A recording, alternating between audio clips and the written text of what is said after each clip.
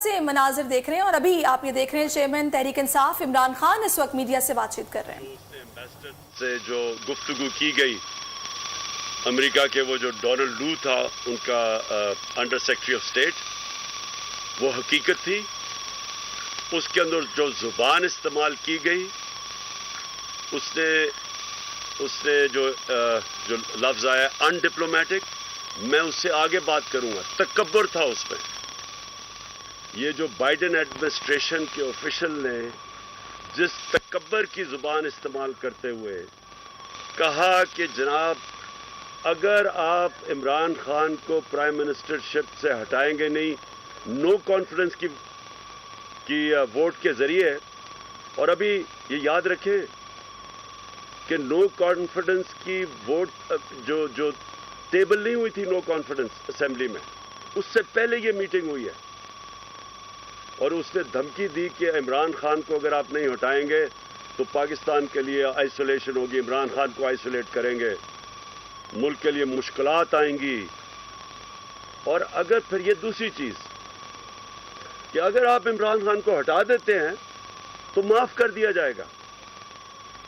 انہوں نے یہ نہیں کہا کہ اچھا ہاں جو نیا آئے گا پھر ہم اس کی کارکردگی دیکھیں گے اور پھر ہم فیصلہ کریں گے کہ پاکستان کے ساتھ ہم چلیں گے، نہیں، اس کو پتا تھا کس نے آنا ہے۔ یہاں سے سازش کا پتہ چلتا ہے کہ عمران خان کو ہٹاؤ اور پھر پاکستان کو معاف کر دیا جائے گا۔ اور پھر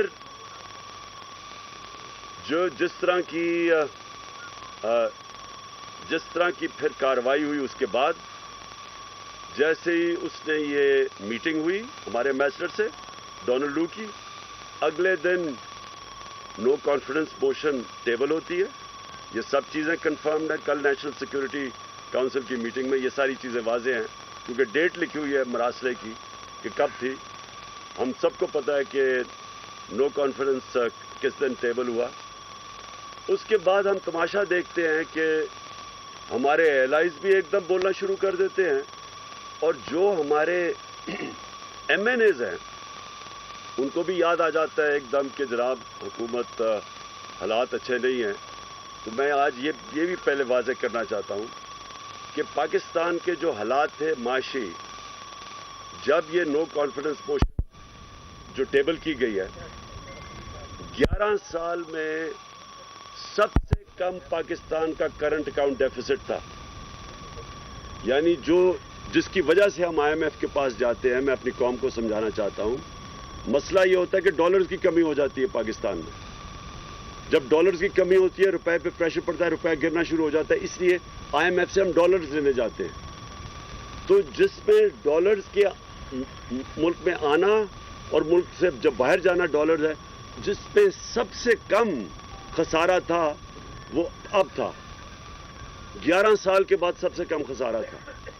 ایکسپورٹس ریکارڈ، تاریخ میں سب سے زیادہ ایکسپورٹس، باہر سے اوورسیز پاکستان نے ریکارڈ ریمیٹنسز سب سے زیادہ، ہماری ٹیکس کلیکشن یعنی ملک کی جو آمدنی بڑھ رہی تھی لوگوں پہ خرچ کرنے کی وہ تاریخی سب سے زیادہ، 5 ہماری فصلیں ہیں کیونکہ 60% لوگ کسان ہیں، سب سے تاریخی سب سے زیادہ پیداوار، اس کے علاوہ ان کو قیمتیں بھی سب سے زیادہ ملی، یعنی خوشحالی بھی دیہات میں سب سے زیادہ آئی۔ اور اس کے علاوہ انڈسٹریل پروڈکشن، دیکھیں جب ایک قوم کی جب اس کی دولت میں اضافہ ہوتا ہے، جب اس کی انڈسٹری بڑھتی ہے، تو انڈسٹریل پروڈکشن ہماری ٹیکسٹائل ایکسپورٹس ریکارڈ کے اوپر، اس وقت کے اوپر یہ ہمارے خلاف سازش کی گئی، اور تب سے اب تک دیکھ لیں کہ ریزرو بھی نیچے جا رہے ہیں، روپے کے اوپر بھی پریشر پڑا ہوا ہے، ایک پورا ملک میں افراتفری کا ماحول بن گیا ہے جس سے اکانومی افیکٹ ہوتی ہے۔ تو تب ہمارے جناب ہمارے جو ایلائز تھے ان کو بھی یاد آ گیا کہ حالات اچھے نہیں ہیں جی، حکومت سے وہ خوش نہیں ہیں، اور ہمارے یہ جو لوگ جنہوں نے ہمیں چھوڑا، یہ بھی انہوں نے بھی اکٹھے کرنے شروع کر دیے سندھ ہاؤس کے اندر۔ تو میں جو آج چاہتا ہوں کہ اب تو یہ واضح ہو گیا نا کہ جو میں کہہ رہا تھا وہ سچ ہے۔ اب نیشنل سیکورٹی کونسل نے کنفرم کر دیا کہ جو میں نے میٹنگ کروائی تھی میری سربراہی میں اس کے وہ ٹھیک اس کے منٹس تھے، یعنی اس میں جو انہوں نے کہا تھا کہ فوراً بیرونی مداخلت ہوئی ہے وہ ٹھیک ہوئی ہے. یہ بھی کنفرم ہو گیا. یہ بھی کنفرم ہو گیا کہ جب ہم نے ان سب کو بلایا تھا نیشنل سیکورٹی کاؤنسل کی میٹنگ کے بعد کہ پولیٹیکل ہیڈز آ کے ملے، ہمارے ایلائز آ کے ملے، کیونکہ مجھے پتا تھا کہ زیادہ تر لوگوں کو سمجھ نہیں ہے، انجانے میں سازش کا حصہ بنے ہوئے تھے. لیکن مجھے اتنا بھی پتا تھا کہ لندن میں بیٹھ کے اس نے پوری سازشیں کی بیرون ملک کے ساتھ، اور یہاں جو چھوٹا بھائی تھا وہ پوری طرح ملوث تھا اور زرداری پورا ملا ہوا تھا، کیونکہ وہ سازش باہر کی کبھی کامیاب ہو ہی نہیں سکتی جب تک آپ کو اندر میر جعفر اور میر صادق نہ ملے.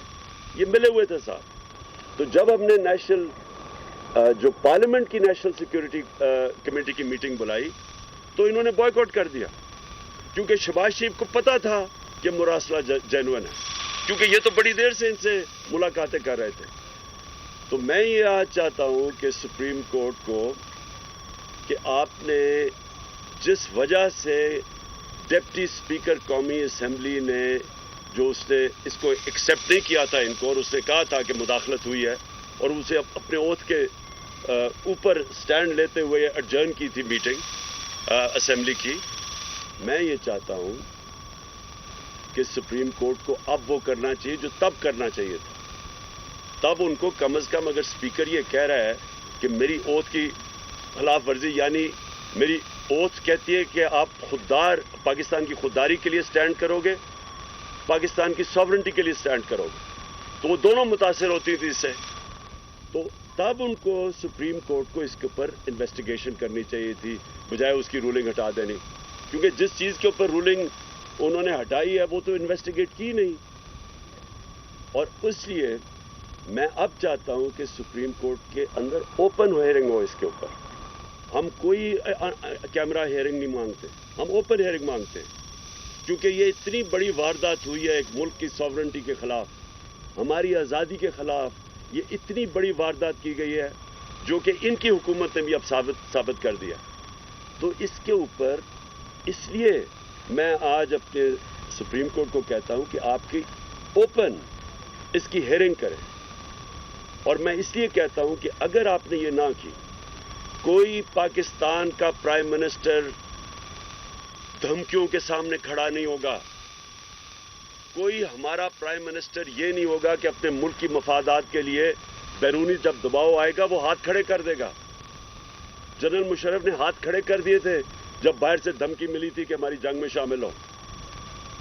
جنرل مشرف نے NRO دیا تھا جب میٹنگ کی تھی اس کے ساتھ اور بے نظیر کو اکٹھا کیا تھا. NRO تب ہوا تھا.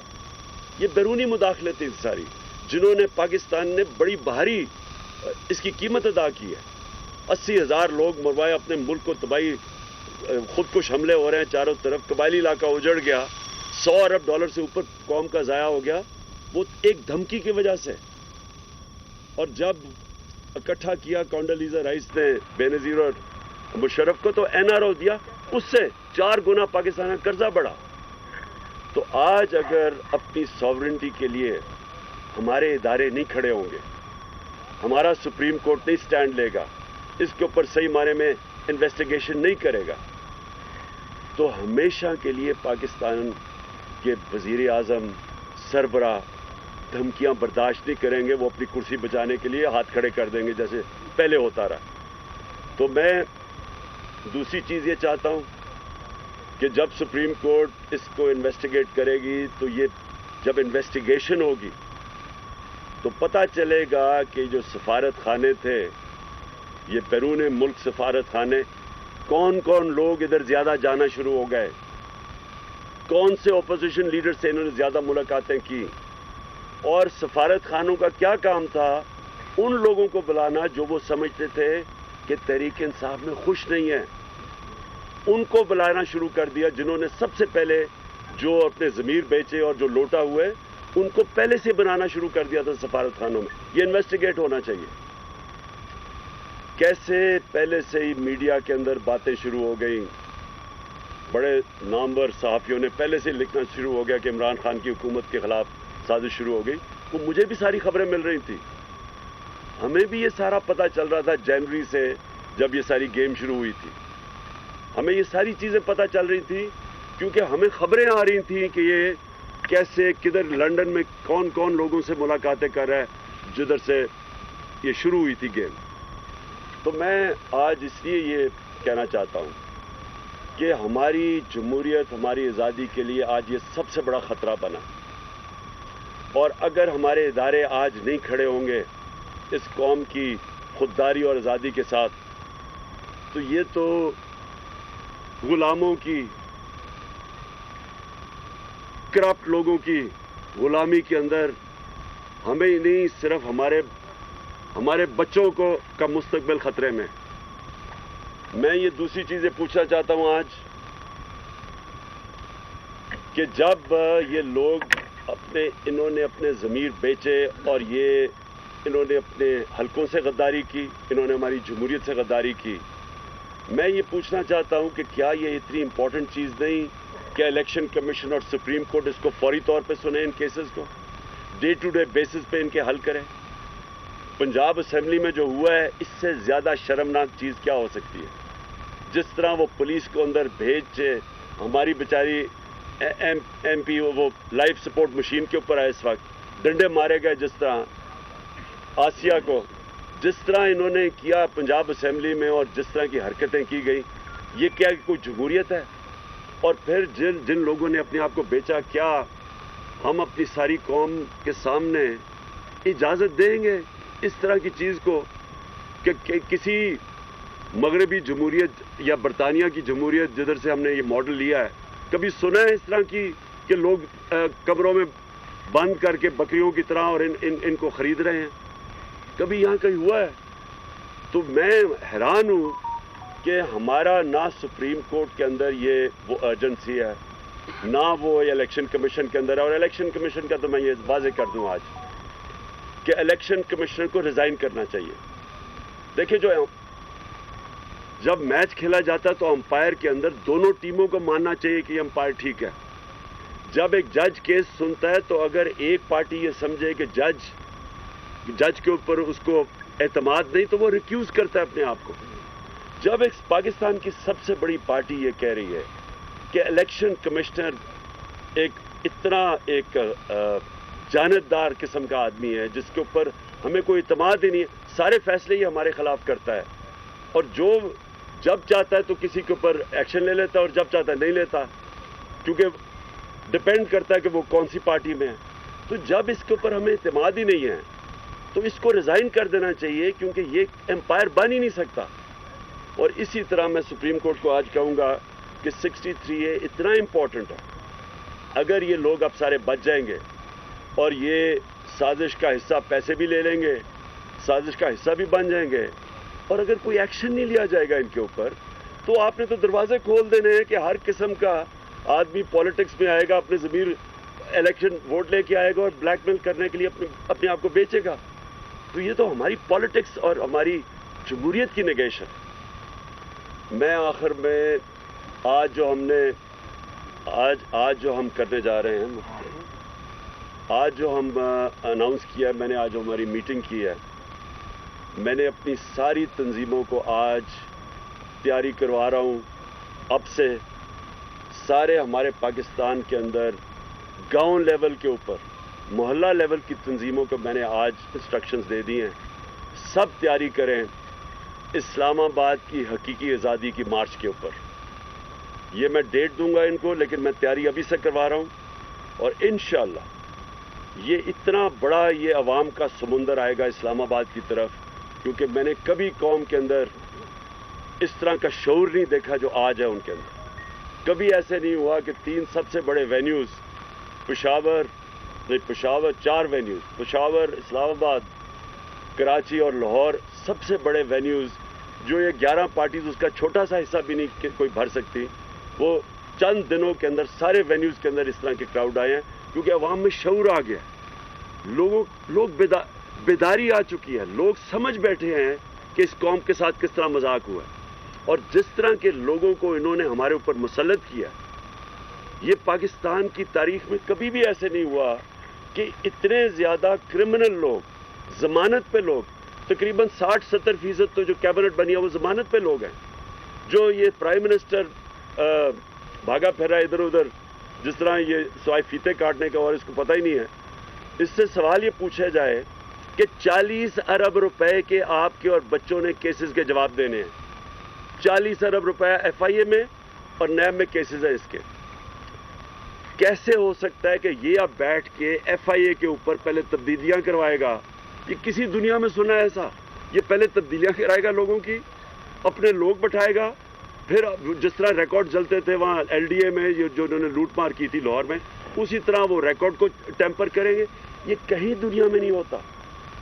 اور یہ کیبنٹ ای سی ایل کے اوپر 60-70% لوگ ہیں، ای سی ایل پہ بھی ہے، ضمانت پہ بھی ہے. یہ کہاں دنیا میں ہوتا ہے؟ اور ویسے میں کہہ رہا ہوں کہ مجھے بھی ای سی ایل پہ ڈال دیں کیونکہ میں ویسے ہی باہر نہیں جانا چاہتا، لیکن ان کو اتنا خوف کیوں ہوتا ہے باہر جانے کا؟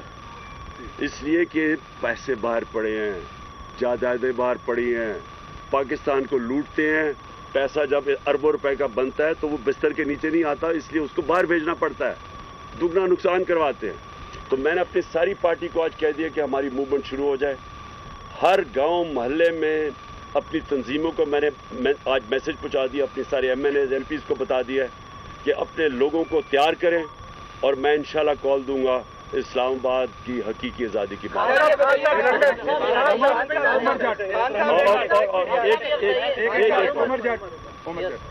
چلو پہلے جن عدالتوں نے رات کو 12 بجے کس جج سے عدالتیں کھولی کہ آپ کوئی آئین کی خلاف ورزی کرنے جا رہے ہیں، جن عدالتوں نے صرف یہ کی آپ کی پٹیشن جو ہے اس کو عید کے بعد ریفر کیا، اور حمزہ شہباز کی جو بطور وزیر اعلیٰ بننے کی پٹیشن تھی اس کو فوری طور پر نمٹایا، ان عدالتوں سے آپ دوبارہ جوڈیشل انکوائری کی درخواست کر رہے ہیں، تو کیا ان کے فیصلوں کو آپ مانیں گے؟ اچھا، میں ایک اور چیز بتا دوں کہ 27ویں رات کو انشاءاللہ ہم شب دعا کر رہے ہیں. اس رات کو ہم سب دعا کریں گے، سارے ہمارے جدھر بھی، میں پاکستانیوں کو کہہ رہا ہوں، میں صرف اپنی پارٹی کو نہیں لوگوں کو کہہ رہا، اور اس لیے ہم کریں گے کہ یہ حقیقی آزادی کی جو ہماری مارچ ہے اس کو اللہ کامیاب کرے. میں جو آپ کا سوال ہے، دیکھیں ہمیں اپنی عدالتوں کو اور اپنی عدلیہ کو مضبوط کرنا چاہیے، ہمیں ان کے اندر کانفیڈنس رکھنا چاہیے. عوام جو ہوتی ہے، عوام بھی ایک بہت بڑا پریشر ہوتا ہے امر بالمعروف کا. عوام بھی کہتی ہے سب کو کہ سیدھے اچھائی کے ساتھ کھڑے ہو، برائی کے خلاف کھڑے ہو. ہمیں بھی اپنی عدالتوں کو کہنا چاہیے کہ آپ کے سامنے ہے کیا 63A، یعنی کہ جن لوگوں نے اپنے آپ کو بیچا ہے اور بے شرمی سے بیکے ہیں، اور جنہوں نے اپنے حلقوں سے اور جمہوریت سے غداری کی ہے، کیا ان کے لیے عدالتوں کو فوری طور پہ ڈے ٹو ڈے ہیئرنگ کر کے ان کو کیس نہیں سننے چاہیے؟ آپ کے پاس آ رہے قادر سر، یہ بتائیں کہ کانسپریسی کا لفظ تو پہلے والے اعلامیے میں بھی نہیں تھا اور نئے والے اعلامیے میں بھی نہیں ہے. بیرونی مداخلت والا تو انہوں نے پہلے والے اعلامیے کو بھی تسلیم کر لیا، تو پریکٹس ایسی کیجیے. اور دوسرا یہ کہ دفتر خارجہ میں پہلے یہ خط چھپانے کی کوئی اٹیمپٹ کی گئی، ایسی اطلاع بھی آ رہی ہے کہ یہ خط پہلے وزیر خارجہ سے بھی چھپانے کی، یہ سائفر جو ہے چھپانے کی کوشش کی جاتی ہے، تو بعد میں. اچھا، پہلے ایک اور میں چیز سائفر کا بتا دوں. یہ جو مراسلہ ہے، دیکھیں میں نے یہ کہیں سنا ہے کہ جی اس طرح کے تو اور بھی مراسلے آتے رہتے ہیں. جو بھی یہ کہہ رہا ہے اس سے زیادہ جھوٹا اور بے شرم آدمی نہیں ہے.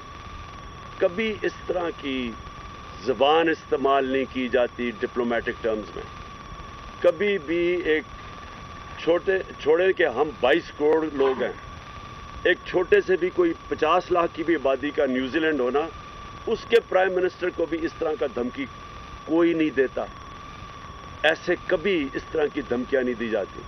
اور جب دھمکیاں دی جاتی ہیں تو میں نے آپ کو گنا دیا کہ ایک دفعہ ذوالفقار علی بھٹو کو دھمکی ملی تھی، ایک دفعہ مشرف کو دھمکی ملی تھی جب چاروں شانے چت ہو کے اس کی جنگ میں لے گئے تھے. اور یہ جو دھمکی ملی ہے، یہ ایسی دھمکیاں نہیں ملا کرتی. اور یہ میں سمجھتا ہوں کہ ہمارے ملک کے لیے سب سے شرمناک چیز ہے کہ وہ قوم جو لا الہ الا اللہ کا نام لیتی ہے کہ ہم تو اس کے نعرے پہ آزاد ہوئے تھے، وہ اس طرح کی دھمکیوں کے سامنے جب گھٹنے ٹیک دیتی ہے اور اس کی سازش, ان کی دھمکیوں کے بعد سازش کامیاب ہو جاتی ہے, اور کوئی شک نہ اس میں کرے کہ اس سے بڑی سازش پاکستان میں ہوئی نہیں ہے جو یہ ہوئی تھی. لندن کے اندر, لندن میں نیا پاکستان بن رہا ہے سر, 2 دن سے ملاقاتوں کا سلسلہ جاری ہے, اس پہ ذرا کمنٹ کریں سر. بس میں یہی کہہ رہا ہوں کہ دیکھیں نا, جب آپ کے اندر کوئی شرم ہی نہیں ہوتی کہ پہلے آپ 20 سال لوگوں کو کہتے ہیں کہ زرداری کہتا تھا وہ نواز شریف کرپٹ ہے, وہ کہتا تھا وہ کرپٹ ہے, پیٹ پھاڑ کے پیسے نکالنے تھے اور وہ ان کی تقریریں سننے پہلے, اور کوئی شرم ہی نہیں ہے. بس اصل میں یہ بات نہیں ہے, یہ لوگوں کو بھیڑ بکریاں سمجھتے ہیں, ان کو کوئی شرم ہی نہیں آتی کہ اتنے یعنی آپ کسی کو چوری کا کہہ کے اور اتنے بڑے اور ان کے ساتھ پھر بیٹھے اور گورنمنٹ بھی بنا لیں, بندر بانٹ بھی کر لیں, اور پھر سوائے ان کے خاندان کے نظر ہی کسی کو نہ آئے, سارے خاندانی اوپر آ کے بیٹھ گئے ہیں. یعنی ان کے علاوہ کوئی کسی میں ان کی پارٹیز میں عقل نہیں ہے. اوپر آ کے یہ بیٹھ جاتے ہیں, وہ باپ ادھر بیٹھ گیا, بیٹا ادھر تیاریاں کیا رہا ہے. یعنی اور کوئی نون لیگ کو 35 سالوں میں نہیں ملا سوائے یہ باپ بیٹے کے, اور دونوں کے اندر دونوں ضمانت کے اوپر ہے, 40 ارب کے دونوں کے ملا کے کیسز ہیں, تو کوئی ان کو نہیں ملتا. اور اسی طرح دوسری طرف چلے جائیں, وہ اس کو بیٹے کو چھوڑا ہوا ہے, وہ بس وہ اردو انگریزی میں اکٹھی بولتا ہے, اس کو کوئی آج تک پتہ ہی نہیں ہے کہ میں یہ کر دوں گا, میں لات مار کے گرا دوں گا. یہ لوگوں کے ہاتھ میں اگر یہ ملک پکڑا رہے ہیں, اس سے بڑی سازش کیا ہے؟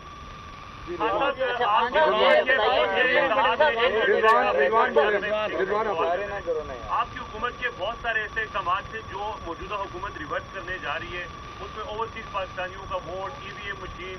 اب جب حکومت میں وہ بیٹھے ہیں, ان کے پاس پارلیمنٹ میں قانون سازی کا بھی اختیار ہے, پھر آگے یہ بھی کہا جا رہا ہے کہ شاید کچھ سیٹوں پر وہ ضمنی الیکشن کر کے وہ اس طرح کی بھی چیزیں کریں. تو اس ساری صورتحال میں آپ کا لائے عمل کیا ہوگا کہ وہ ایسے اقدامات جو آپ کی حکومت نے کیے تھے ان کو ریورس نہ کیا جائے؟ سر ضمنی لے لیں کہ الیکشن کمیشن کی جانب سے آپ کی پارٹی کے خلاف جو فارم فنڈنگ کیس ہے اس میں, اور بالخصوص آپ کے اوپر کوشش کریں نااہلی کے حوالے سے, کیا کہیے گا؟ Thank you sir. دیکھیں, میں آخری جواب دیتا ہوں کیونکہ میں چاہتا ہوں کہ آپ مراسلے کو سامنے رکھیں. سازش ثابت ہو گئی ہے. پہلے کہہ رہے تھے, شہباز شریف نے کہا تھا کہ جی اگر مراسلہ صحیح نکلے گا تو وہ میرے ساتھ آ جائے گا. خدا کے واسطے میرے پاس نہ آنا, تمہارے طرح کے چور کو میں اپنے ساتھ نہیں رکھ سکتا, لیکن کم معافی تو مانگو میرے سے کہ کہہ رہے تھے میں ٹھیک نہیں کہہ رہا. اب تو کلیئر ہو گیا نا کہ وہ جینوئن ہے, اور جو آقا جن کے سامنے آپ بوٹ پالش کرنے کے ماہر ہیں, اب تو ثابت ہو گیا نا کہ انہوں نے ہی بھیجا تھا. اس لیے ایک منٹ ٹھہر جاؤ. دیکھیں میں آپ کو دونوں چیزوں کا پہلے بتاؤں. دیکھیں, EVM مشینز کا ہم نے کیوں کہا تھا؟ EVM مشینز کا جو اگر آپ ساری جوڈیشل کمیشن 5 ہفتے کی بیٹھی تھی سپریم کورٹ کے اندر, اوپن ہیئرنگ ہوئی تھی اس پہ, اگر ان کی جتنی بھی سپریم کورٹ نے 30-40 تجویزات دی تھی, اگر آپ ان سب کو دیکھ لیں تو اس میں سے ایک نتیجہ نکلتا ہے کہ اگر آپ نے الیکشن بہتر کروانا ہے EVM مشین لے آئے. یہ جوڈیشل کمیشن کا نچوڑ تھا. سارا جو فارم 15 نہیں ہے, 16 نہیں ہے, ریکارڈ کیپنگ نہیں ہے, اس سب کا جواب ایک میں تھا. ریجیکٹڈ ووٹس, سب کا ایک ہے کہ اگر آپ کے پاس EVM مشینز ہو یہ سارا مسئلہ حل ہو جاتا ہے. نمبر 1, اوورسیز پاکستانیز یہاں 31 ارب ڈالر انہوں نے بھیجا پاکستان. ہماری دور میں سب سے زیادہ پیسہ بھیجا ہے. یہ پاکستان کا سب سے بڑا اثاثہ ہے. ٹوٹل IMF سے پیسہ ملا ہے 6 ارب ڈالر. 31 ارب ڈالر انہوں نے بھیجا ہے. ہم ان کو یا پوری سازش کے تحت ہم روک رہے ہیں ان کو ووٹ دینے کے لیے جو ان کا حق ہونا چاہیے. تو یہ جب 2 چیزیں کریں گے, EVM مشین اور یہ, اس سے کیا ثابت ہوگا؟ پاکستان کی جمہوریت کو نقصان. یہ جو مافیاز بیٹھے ہوئے جو سسٹم سمجھ بیٹھے ہیں کہ کیسے انہوں نے سسٹم کو چینج کر کے دھاندلی سے الیکشن جیتنا ہے, یہ وہ ہوگا. ہم کوشش کر رہے ہیں فری اینڈ فیئر الیکشن کی, ان کی کوشش ہے کہ وہ پرانا طریقہ RO کو پیسہ کھلاؤ, نیچے سے سٹاف کو پیسہ کھلا دو, وہ جناب جعلی وہ ووٹیں ڈال دو. یہ اور پھر انہوں نے ووٹس بنائی ہوئی ہیں ہر حلقے کے اندر, جعلی ووٹس. یہ سارا کچھ ختم ہو جاتا ہے EVM مشین سے, اس لیے یہ اس کو ختم کرنا چاہتے ہیں.